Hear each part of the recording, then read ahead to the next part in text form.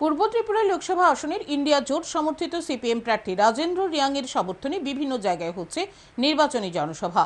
মিছিল সভা থেকে আহ্বান জানানো হচ্ছে ইন্ডিয়া জোট সমর্থিত প্রার্থীকে বিপুল ভোটে জয়ী করার। রবিবার রাজেন্দ্র রিয়াং এর সমর্থনে কাঞ্চনপুর শহর এলাকার কর্মী সমর্থকদের নিয়ে এক মিছিল ও পথসভা হয়। সিপিআইএম কাঞ্চনপুর মহকুমার কমিটির উদ্যোগে হয় কর্মসূচি। মিছিল শেষে কাঞ্চনপুর সানরাইজ মার্কেটের সামনে পথসভা হয়।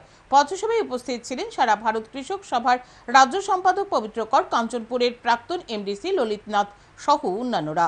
পথসভায় পবিত্র কর রাজ্য ও কেন্দ্রীয় সরকারের কড়া সমালোচনা করেন। তিনি আহ্বান রাখেন উন্নয়নের স্বার্থে ইন্ডিয়া জোট প্রার্থীকে যাতে বিপুল ভোটে জয়ী করেন।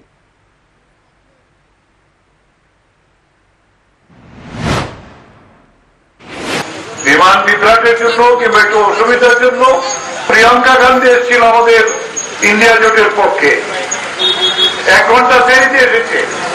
মানুষ অপেক্ষা করতে করতে তারপরে আগরতলা শহরে একেবারে জনপ্লাবন, পুলিশ হিমশিমকে এসে কি করে ট্রাফিক কন্ট্রোল করবে। এই হলো